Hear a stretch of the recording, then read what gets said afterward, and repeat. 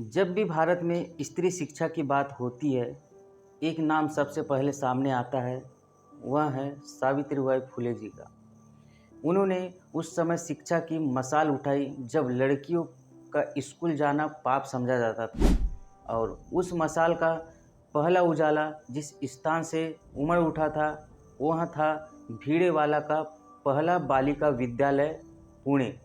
आज वही स्थान जो भारतीय इतिहास की एक क्रांतिकारी नींव है, वह खंडर में तब्दील हो चुका है। यह लेख उस भवन की करुण पुकार है, एक पुकार जिसे सुना जाना चाहिए, समझा जाना चाहिए और बचाया जाना चाहिए। साल 1848 का भारत एक ऐसा भारत और एक ऐसा समाज जहां लड़कियों को पढ़ाना पाप और उन्हें उनके अधिकारों से वंचित रखा जाता था। ऐसे समय में महात्मा ज्योतिबा फुले और सावित्रीबाई फुले ने भीड़ेवाड़ा में एक किराए के छोटे से मकान में लड़कियों के लिए पहला स्कूल खोला। वह भवन पुणे के बड़े समाज सेवी तात्या साहेब भीड़े का था, जिन्होंने इस क्रांति का समर्थन किया। सन 1848 की बात है।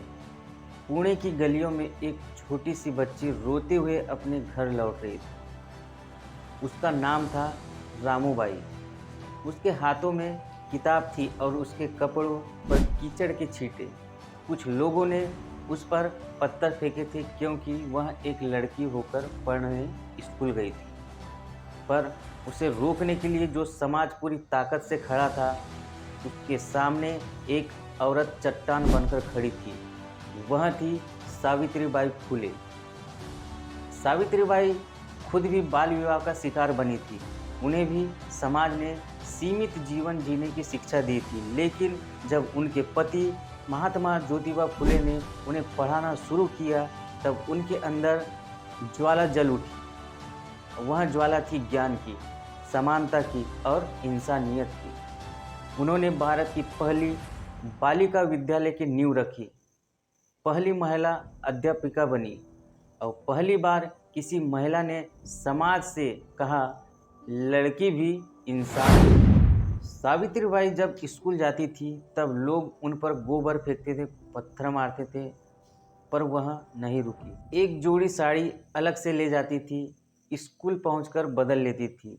एक दिन रामूबाई ने पूछा, माँ जी, सब आपको इतना तंग करते हैं तो फिर भी आप रोज आती है? सावित्रीबाई ने मुस्कुराकर कहा, जब कोई तुम्हारी रोशनी से डरता है तो समझ लो कि तुम सही रास्ते पर हो।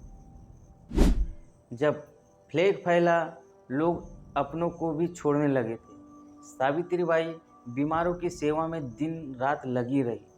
आखिरकार एक प्लेग पीड़ित बच्चे को बचाते हुए वह खुद भी संक्रमित हो गई और वह चल बसी। भीड़ेवाड़ा सिर्फ एक इमारत नहीं है, यह भारत की आत्मा है। यह उस औरत की गूंज है जिसने कहा था, अगर तुम लड़कियां हो तो भी तुम उजाले की हकदार हो। अगर आज भीड़ेवाड़ा गिर गया तो यह सिर्फ एक भवन का पतन नहीं होगा, बल्कि हमारी संवेदनाओं, जिम्मेदारियों और इतिहास के प्रति सम्मान का पतन होगा। आइए भीड़ेवाड़ा को बचाइए और सावित्रीबाई फुले को सच्ची श्रद्धांजलि दीजिए। यह स्कूल न केवल भारत की पहली बालिका का विद्यालय था, बल्कि यह स्थान उस सोच का प्रतीक था जो समाज के बंधनों को तोड़कर नए भारत की ओर बढ़ रही थी। यह स्कूल सिर्फ एक क्लासरूम नहीं था, यह दलित पिछड़ी जातियों की बच्चियां जो पहली बार हाथ में कलम ले रही थी, और यहाँ सावित्रीबाई अपने ही समाज के विरोध के बावजूद रोज स्कूल आती थी और अक्सर लोगों की गालियाँ, पत्थर और गोबर भी झेलती थी। एक साड़ी में निकलती थी और दूसरी स्कूल जाकर बदलती थी, पर शिक्षा देना नहीं छोड़ती थी। भीड़ेवाला में केवल अक्षर नहीं सिखाए जाते थे, बल्कि सिखाया जाता था, तुम भी इंसान हो, तुम्हें भी बराबरी का हक है। आज वही भीड़ेवाला स्कूल जिसके नाम पे हमें गर्व होना चाहिए था, पर आज एक गुमनाम उखड़ती हुई इमारत में तब्दील हो चुका है। न कोई बोर्ड, न कोई देखभाल, न सरकार की कोई गंभीर पहल। उस ऐतिहासिक विद्यालय की दीवारें अब दरारों से भरी हुई है और फर्श पर इतिहास की धूल जमी हुई है। क्या हम इतने क्रूर हो चुके हैं कि इतिहास की पहली शिक्षिका की स्मृति भी हमें बोझ लगती है? इतिहास को मिटाने से बचाना हमारी जिम्मेदारी है। जिस स्थान ने भारत में स्त्री शिक्षा की नींव रखी, उसे संरक्षित करना हमारा नैतिक कर्तव्य है।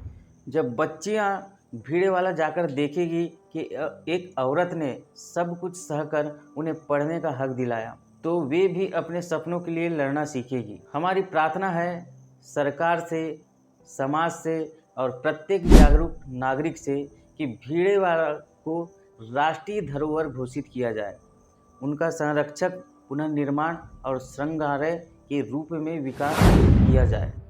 तो क्या हम यह भूल चुके हैं कि उस रास्ते की पहली सीढ़ी भिड़ेवाला का यही स्कूल था? कहाँ हैं वो लोग जो हर साल महिला सशक्तिकरण की बात करते हैं?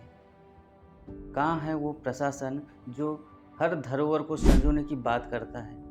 आज भिड़ेवाला की छतें गिर रही है, दीवारें फट रही है और इतिहास हमारी आंखों के सामने मुरझा रहा है। ये सिर्फ एक इमारत नहीं है, ये हमारे बेटियों की भविष्य की नींव है। अगर हम आज इस स्कूल को बचा ले तो हम सिर्फ एक ईंट नहीं बल्कि भारत की आत्मा को सहेज रहे होंगे।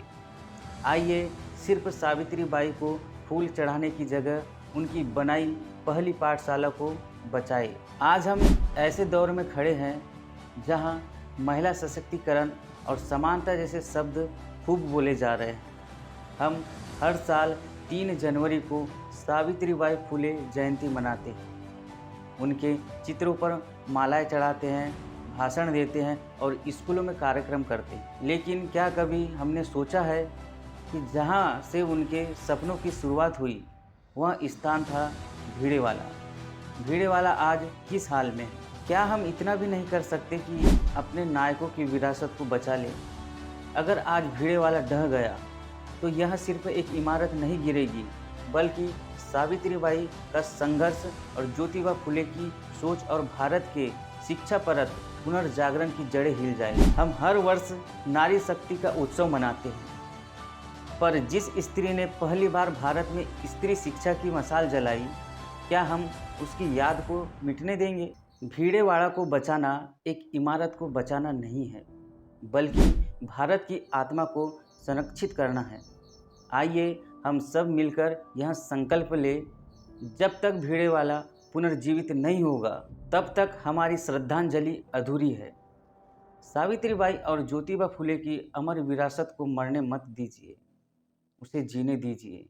शिक्षा के हर स्वरूप में और उस मिट्टी की रक्षा करें। हमारा इस वीडियो को बनाने का उद्देश्य यह था कि हमारे भारत देश में मंदिरों, मस्जिदों, गुरुद्वारों पर हमारी सरकार करोड़ों अरबों रुपये खर्च कर देती है, पर आज हमारी ऐसी विरासत जो कि भारतीय नारियों के उत्थान के लिए एक नई शिक्षा की मशाल जलाई, जिन महिलाओं को घर से बाहर निकलने तक का अधिकार नहीं था, वह आज आसमान की बुलंदियों को छू रही है।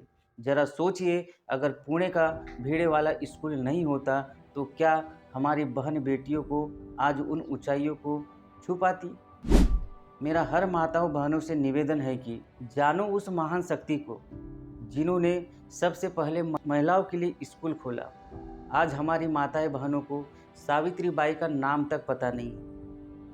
आपको फिल्मों के हीरो हीरोइनों के बारे में अच्छे से पता होगा, पर आज मुझे यह कहने में कोई अतिशयोक्ति नहीं होगी कि मेरे देश के युवा और मेरे देश की युवा पीढ़ी आज अपने महापुरुषों के नाम तक नहीं जानती। कहाँ कमी रख दी थी उन महापुरुषों ने जिन्होंने हमारे देश व समाज कल्याण के लिए अपना सारा जीवन समर्पित कर दिया?